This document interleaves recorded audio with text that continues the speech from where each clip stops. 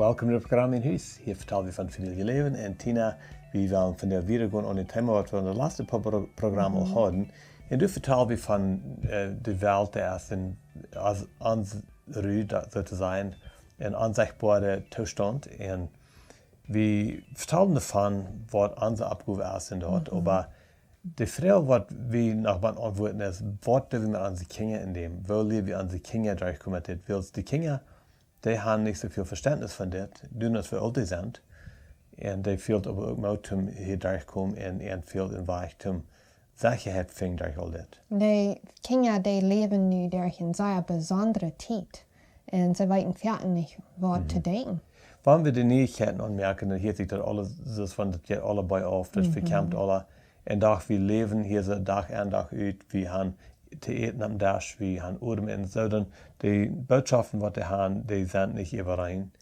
Und sondern wir müssen ihnen helfen in Weichfing. Und die Neuigkeiten, die sind sehr negativ. Die sind so abgeschaltet, Ritt im Rauf.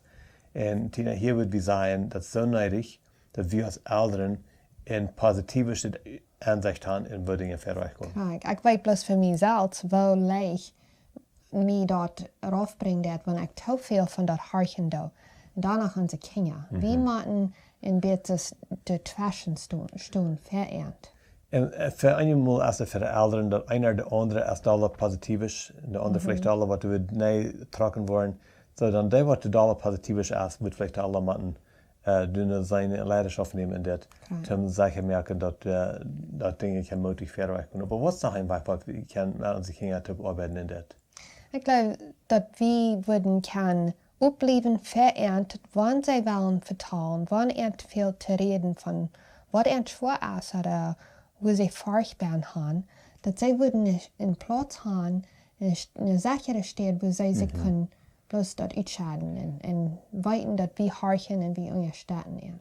Die Wirklichkeit ist, dass unsere Kinder haben auch alle gefeilt. Krijgt das eigentlich als große Menschen, wir haben gefeilt, die haben auch gefeilt. Und wenn die sich nicht sicher fühlen, um das auszureden, wenn die Angst haben, oder wenn die Freiheit haben, oder wenn die Zweifel haben, was immer die gefeilt sind, die sollen eine Stadt haben, wo die können autreden und wirklich sich frei fühlen an.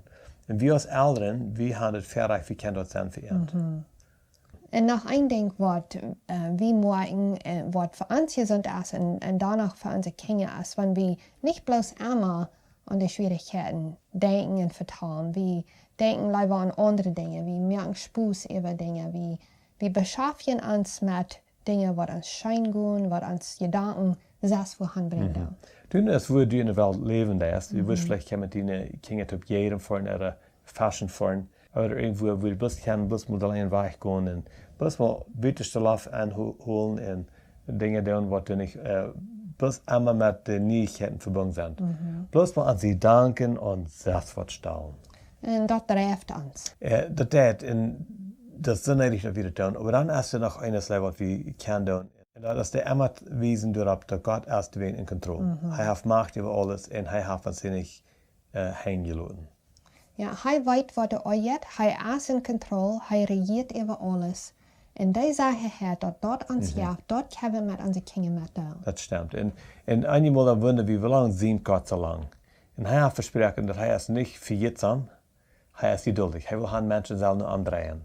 Und dort sagen wir hier, er ist geduldig was mit uns. Das ist ganz uns mein Leben lang, dein Leben lang auch. Und er ist auch immer geduldig. Und das können wir unsere Kinder immer weiter und weiter anweisen.